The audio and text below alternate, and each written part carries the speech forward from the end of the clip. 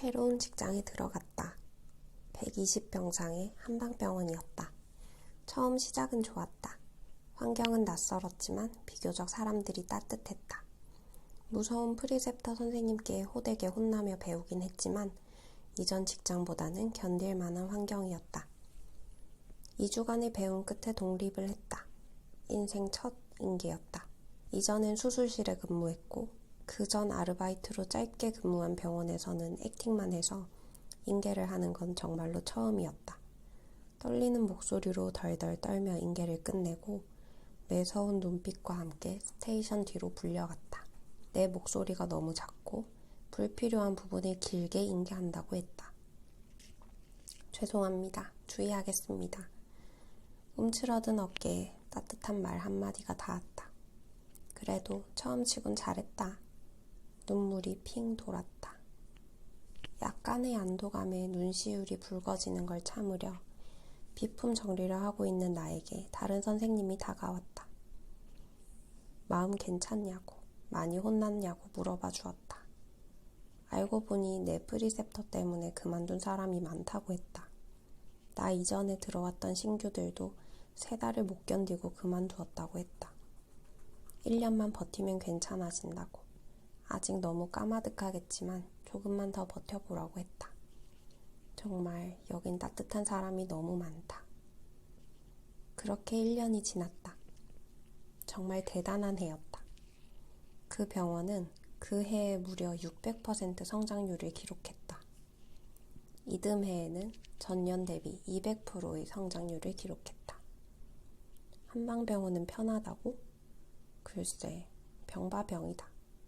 나는 지독하게 바빴다. 정말 몸이 터지게 일했다.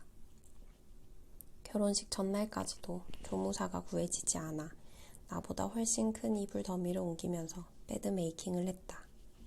10명이 퇴원하면 10자리를 치우고 10자리를 새로 깔아야 한다. 매트를 다리 힘으로 잡고 양팔로 시트 끝을 잡아 묶은 뒤 탱탱하게 편다. 학생 시절 교수님이 옛날 옛적에는 고무줄 없는 시트로 베드 메이킹을 했단다 하고 말씀하신 게 떠올랐다. 주름 없이 탱탱한 시트와 병원 로고 줄의 칼각을 강조하셨는데 왜 나도 공감이 되는 건지. 입퇴원이 터져나가는 날은 혼자 입원을 7명 받고 퇴원을 10명 보낸 날도 있었다. 정말 닥치는 대로 일했던 날이었다. 꼭 그런 날은 기존 환자들도 요구가 많고 전에 어떤 사건, 사고가 몰려오는 날이라 모든 구성원들이 한시도 쉴 틈 없이 헉헉대며 일했던 날이었다. 점심은 당연히 패스했고 화장실조차도 한 번을 못 갔다. 불가능하다고 생각했던 것들을 나날이 갱신했다. 통제가 되지 않는 환자들 덕분에 탈주한 환자들을 찾으러 다니거나 여러 가지 이유로 경찰을 부르는 등 예상치 못한 밤도 있었다. 살면서 경찰을 만날 일이 극히 드물었는데 병원 근무 3년 만에 평생 만날 경찰을 다 본 것 같다. 세상엔 이렇게 다양한 사람이 존재한다는 것. 모든 사람들이 다 내 마음 같지 않다는 것. 빽빽한 근무 환경 덕분에 간호사가 부족해 하루에 40여 명의 환자들을 봤던 날도 있었다. 양방에 비해 간호사의 직접적인 처치가 적긴 하지만 그래도 낮에 40명을 보는 건 정말 힘들었다.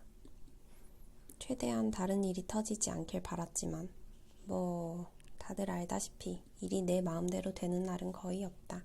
그래도 그 경험들 덕분에 얻은 게 많다. 손과 몸 그리고 눈치가 무척 빨라졌다. 진상감별 레이더도 장착하게 되었다. 한정된 시간에 한계에 달하는 일들을 계속하다 보니 실력이 점차 늘었다. 시간을 효율적으로 쓰는 방법도, 여러 일을 묶어 처리하는 방법도, 일을 할 때 중요한 것과 중요하지 않은 것을 구분하는 방법도 모두 그때 터득했다. 로컬은 병원의 흥망성쇠를 바로 곁에서 함께 느낄 수 있다는 게 장점이자 단점인 것 같다. 병원이 급성장하며 생긴 부족한 부분들을 다 같이 메꿔나가며 근무 환경을 개선하는 게 즐겁기도 했지만 개인의 노력으로는 충분하지 않아 견뎌야 하는 때도 있었다. 그렇게 나는 3년을 다닐 수 있었다.